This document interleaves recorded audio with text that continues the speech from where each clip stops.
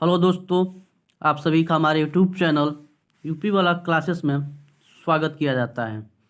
मैं आशा करता हूं आप सभी लोग स्वस्थ होंगे, मस्त होंगे और अपने बोर्ड एग्ज़ाम की तैयारी अच्छे से कर रहे होंगे। तो अब आपकी बोर्ड एग्ज़ाम की तैयारी कैसी चल रही है हमें कमेंट बॉक्स में ज़रूर बताइएगा।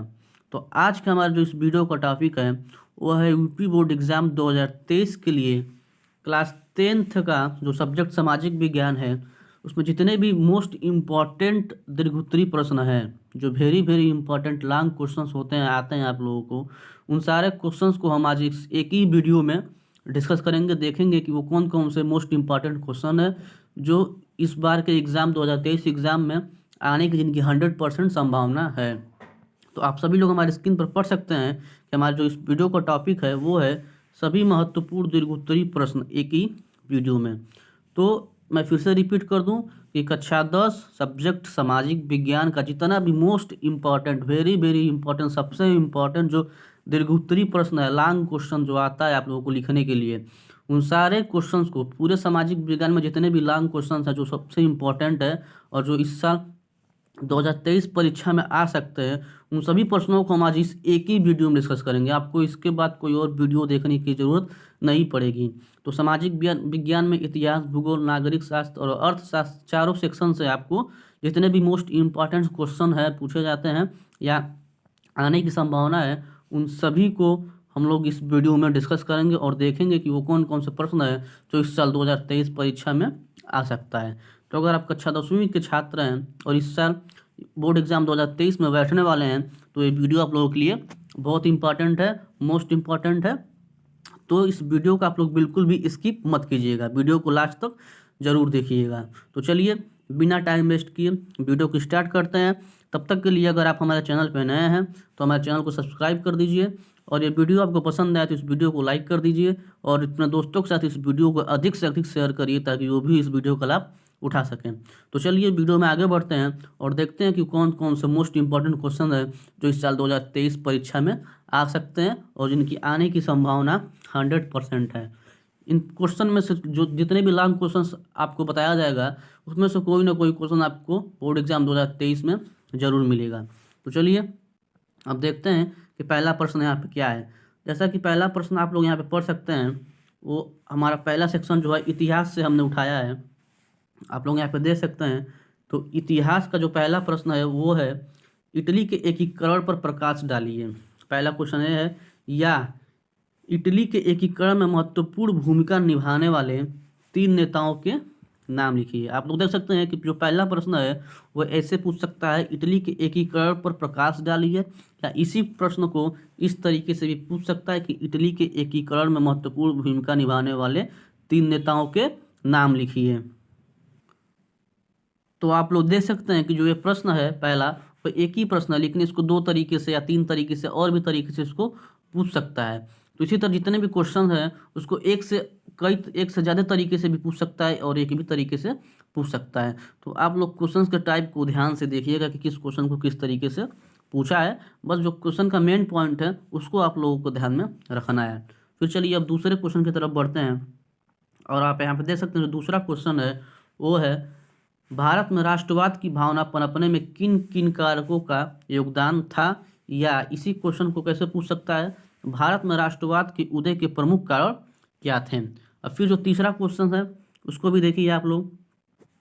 तो तीसरा जो क्वेश्चन है वो है, महात्मा गांधी जी के सत्याग्रह पर एक निबंध लिखिए, या इसी क्वेश्चन को दूसरे तरीके से भी पूछ सकता है। यहाँ पे आप देख सकते हैं, भारत छोड़ो आंदोलन पर एक संक्षिप्त निबंध लिखिए। फिर इसी क्वेश्चन को एक और तरीके से पूछ सकता है, या करके लिखा हुआ है, महात्मा गांधी द्वारा चलाए गए किन्हीं 3 आंदोलन के नाम लिखिए। यहाँ पे थोड़ा सा प्रिंट मिस्टेक हो गया, आप लोग इस बात का ध्यान रखिएगा। तो आप लोग देख सकते हैं जो तीसरा प्रश्न है उसको 3 तरीके से पूछ सकता है या 4 तरीके से। इसी तरह किसी भी क्वेश्चन को थोड़ा सा क्वेश्चन में जो शब्द होते हैं उसको घुमा कर आगे पीछे कर पूछ सकता है। तो आप लोग क्वेश्चन को याद रखिएगा अच्छे से कि एक ही क्वेश्चन को कई तरीके से पूछ सकता है। तो इसके लिए आप लोगों को बहुत ज़्यादा प्रैक्टिस करने की ज़रूरत पड़ेगी। फिर चलिए चौथा जो क्वेश्चन है उसको देखिए आप लोग। चौथा जो क्वेश्चन है वो है, प्रथम विश्व युद्ध के विश्व पर पड़ने वाले प्रभाव का वर्णन कीजिए, या प्रथम विश्व युद्ध के किन्हीं 3 परिणामों का उल्लेख कीजिए। आप लोग चौथे प्रश्न को भी देख सकते हैं कि इसको भी 2 तरीके से यहाँ पे पूछ रहा है, इससे भी ज़्यादा तरीके से भी इसको पूछ सकता है। फिर यहाँ पे जो 5वां प्रश्न है उसको आप लोग देखिए, वो है 5वां प्रश्न, आर्थिक महामंदी के प्रमुख कारणों का वर्णन कीजिए, अमेरिकी अर्थव्यवस्था पर इसके प्रभाव का वर्णन कीजिए। या इसी क्वेश्चन को, महामंदी का क्या आशय है, इसके मुख्य 2 कारण बताइए, इसके 2 प्रभाव लिखिए। ये आप लोगों का 5वां प्रश्न है। फिर जो 6ठा प्रश्न है इसको भी आप लोग देख सकते हैं कि 19वीं शताब्दी में अंतर्राष्ट्रीय अर्थशास्त्रियों द्वारा बताए गए 3 प्रकार के प्रभाव की व्याख्या कीजिए। या अंतर्राष्ट्रीय आर्थिक विनिमयों में 3 तरह की गति हो या प्रवाह की व्याख्या करें। 3 प्रकार की गतियों के भारत और भारतीयों से संबंधित एक एक उदाहरण दें और उनके बारे में संक्षेप में लिखें।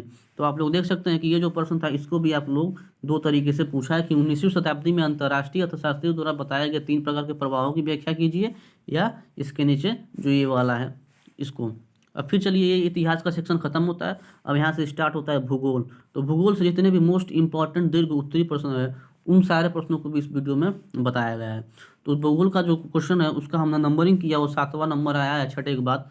तो यहाँ पे आप लोग इस क्वेश्चन को पढ़ सकते हैं कि भारत में पाई जाने वाली विभिन्न प्रकार की मिट्टियों का वर्णन कीजिए, या भारतीय मिट्टियों का वर्गीकरण विस्तार से कीजिए। तो इसको भी आप लोग देख सकते हैं 2 तरीके से या 3 तरीके से पूछ सकता है। फिर उसके बाद 8वां जो क्वेश्चन है वो है जैव विविधता क्या है या मानव जीवन के लिए क्यों महत्वपूर्ण है। फिर जो 9वां क्वेश्चन है, परंपरागत वर्षा जल संग्रहण की पद्धतियों को आधुनिक काल में अपनाकर जल संरक्षण एवं भंडारण किस प्रकार किया जा रहा है। फिर जो 10वां क्वेश्चन है वो है भारतीय कृषि पर वैश्वीकरण के प्रभाव पर टिप्पणी लिखिए। फिर उसके बाद जो 11वां क्वेश्चन है वो है ऊर्जा के गैर परंपरागत 4 स्रोतों का विस्तार पूर्वक वर्णन कीजिए। फिर जो 12वां क्वेश्चन है वो है परिवहन तथा संचार के साधन किसी देश की जीवन रेखा तथा अर्थव्यवस्था क्यों कहे जाते हैं। तो ये रहा आपका भूगोल का सेक्शन। और भूगोल का सेक्शन भी आप लोगों के लिए समाप्त होता है। फिर चलिए अब बढ़ते हैं आगे, और आगे जो है वो है नागरिक शास्त्र का सेक्शन। तो नागरिक शास्त्र से जितने भी मोस्ट इंपॉर्टेंट दीर्घ उत्तरी प्रश्न है उसको भी इस वीडियो में आप लोगों के सामने देख सकते हैं कि बताया गया है। तो इसका जो नंबरिंग स्टार्ट हुआ है क्वेश्चन नंबर 13 से स्टार्ट हुआ है। तो इसका जो पहला क्वेश्चन है वो है आधुनिक लोकतांत्रिक व्यवस्थाओं में सत्ता की साझेदारी के अलग अलग तरीके क्या हैं, इनमें से प्रत्येक का एक उदाहरण भी दीजिए। तो ये आप लोग देख सकते हैं, ये आपका क्वेश्चन नंबर 13 था नागरिक शास्त्र से। फिर क्वेश्चन नंबर 14 जो है वो है भारत में संघीय व्यवस्था कैसी है, इसके 4 लक्षण बताइए। फिर जो क्वेश्चन नंबर 15 है यहाँ पे आप लोग इसको भी देख सकते हैं कि वो है भारत में पंचायती राज व्यवस्था का विस्तार पूर्वक वर्णन कीजिए। फिर जो क्वेश्चन नंबर 16 है वो है भारतीय संघ में केंद्र राज्य संबंधों का वर्णन कीजिए। फिर जो क्वेश्चन नंबर 17 है इसको आप लोग देख सकते हैं यहाँ पे कि सामाजिक भेदभाव का आशय क्या है, इसके मुख्य 2 कारण बताइए, इसे समाप्त करने के 2 उपाय भी बताइए। तो ये रहा आपका क्वेश्चन नंबर 17। और फिर चलिए स्टार्ट होता है यहाँ पे क्वेश्चन नंबर 18। तो क्वेश्चन नंबर जो 18 है उसको आप लोग यहाँ पे देख सकते हैं, वो है जीवन के उन विभिन्न पहलुओं का जिक्र कीजिए जिनमें भारत में स्त्रियों के साथ भेदभाव होता है या वो कमजोर स्थिति में होती हैं। फिर जो क्वेश्चन नंबर 19 है वो है सांप्रदायिकता लोकतंत्र के लिए घातक है, 2 कारण लिखिए। फिर जो क्वेश्चन नंबर 20 है वो है नेपाल का लोकतंत्र के लिए दूसरा आंदोलन क्या था, या इसी क्वेश्चन को आप लोग यहाँ पर देख सकते हैं एक और तरीके से पूछा है, या नेपाल में लोकतंत्र शासन कैसे प्रारंभ हुआ, संक्षेप में लिखिए। फिर उसके बाद आप लोग यहाँ पर देख सकते हैं क्वेश्चन नंबर 21 जो है ये कह रहा है लोकतंत्र किस तरह उत्तरदायी है, जिम्मेवार है और वैध सरकार का गठन करता है, या लोकतांत्रिक शासन प्रणाली से होने वाले कोई 4 लाभ लिखिए। फिर उसके बाद क्वेश्चन नंबर जो 22 है यहाँ पे आप लोग देख सकते हैं, पढ़ सकते हैं कि लोकतंत्र के प्रमुख चुनौतियों का वर्णन कीजिए। फिर उसके बाद चलिए आगे बढ़ते हैं, और यहाँ पे नागरिक शास्त्र का जो सेक्शन था वो भी खत्म हुआ। अब स्टार्ट होता है यहाँ पे अर्थशास्त्र से, यानी अर्थशास्त्र से जितने भी इम्पोर्टेंट दीर्घ उत्तरी प्रश्न है उनको भी इस वीडियो में बताया गया है। तो जो इसका पहला क्वेश्चन है वो है क्वेश्चन नंबर 23, और आप लोग यहाँ पे पढ़ सकते हैं, वो है विश्व बैंक विभिन्न वर्गों का वर्गीकरण करने के लिए किस प्रमुख मापदंड का प्रयोग करता है, और इस मापदंड की अगर कोई है सीमाएं तो क्या है। यहाँ पे थोड़ा सा मिसप्रिंट हो गया है, आप लोग इसको ध्यान में रखिएगा। फिर उसके बाद चलिए जो क्वेश्चन नंबर 24 है वो है संगठित और असंगठित क्षेत्र की रोजगार परिस्थितियों की तुलना कीजिए। फिर जो क्वेश्चन नंबर 25 है वो है असंगठित क्षेत्र के श्रमिकों की संख्या श्रमिकों की समस्याओं की विवेचना कीजिए। फिर जो क्वेश्चन नंबर 26 है वो है वैश्वीकरण से क्या अभिप्राय है। वैश्वीकरण की प्रक्रिया में सहायक कारकों का वर्णन कीजिए। या इसी क्वेश्चन को आप लोग देख सकते हैं कि दूसरे तरीके से पूछा है, वैश्वीकरण किसे कहते हैं, वैश्वीकरण को संभव बनाने वाले कारक बताइए। फिर क्वेश्चन नंबर जो 27 है आप लोग यहाँ पर देख सकते हैं वो है व्यापार और निवेश नीतियों का उदारीकरण वैश्वीकरण प्रक्रिया की किस प्रकार सहायता करता है। फिर उसके बाद जो देख सकते हैं आप क्वेश्चन नंबर जो 28 है इसको आप लोग पढ़ सकते हैं, भारत में विदेशी व्यापार की तीन विशेषताओं की व्याख्या कीजिए। क्वेश्चन नंबर 28 था।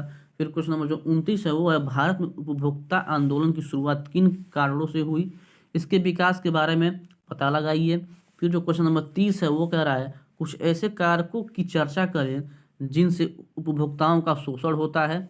या इसी क्वेश्चन को दूसरे तरीके से पूछ सकता है कि उपभोक्ताओं का शोषण किस प्रकार से किया जाता है, उदाहरण देकर समझाइए। उपभोक्ताओं का शोषण किस प्रकार से किया जाता है, उदाहरण देकर समझाइए। तो ये रहा 30 मोस्ट इम्पॉर्टेंट क्वेश्चन जो यूपी बोर्ड एग्जाम 2023 में 100% आ सकते हैं। तो इन सारे क्वेश्चंस को आप लोग एक कॉपी पे अच्छे से वीडियो पॉज करके लिख लीजिएगा और इन सारों क्वेश्चंस को आप लोग धीरे धीरे करके तैयार करते रहिएगा। तो अगर आप लोगों को मेरा छोटा सा प्रयास पसंद आया हो, अच्छा लगा हो, आप लोगों के लिए हेल्पफुल रहा हो यह वीडियो, तो इस वीडियो को लाइक ज़रूर कीजिएगा और हमारे चैनल यूपी वाला क्लासेस को सब्सक्राइब जरूर करिएगा अगर आप लोगों को मेरा कंटेंट, मेरा ये छोटा सा प्रयास आप लोगों को पसंद आया हो तो, क्योंकि यहाँ पे आप लोगों को लगातार ऐसे वीडियोस मिलते रहेंगे जो आपके बोर्ड एग्जाम 2023 के लिए बहुत ही ज़्यादा महत्वपूर्ण होंगे और आप लोगों के लिए हेल्पफुल होंगे। तो हमारे चैनल को सब्सक्राइब करिएगा और अपने दोस्तों के साथ इस वीडियो को अधिक से अधिक शेयर भी करिएगा ताकि वो भी इस वीडियो का लाभ उठा सकें और हमारे चैनल का लाभ उठा सकें। तो चलिए इस वीडियो में बस इतना ही, मिलते हैं फिर किसी अगले वीडियो में किसी अगले इम्पोर्टेंट क्वेश्चंस के साथ। तब तक के लिए धन्यवाद।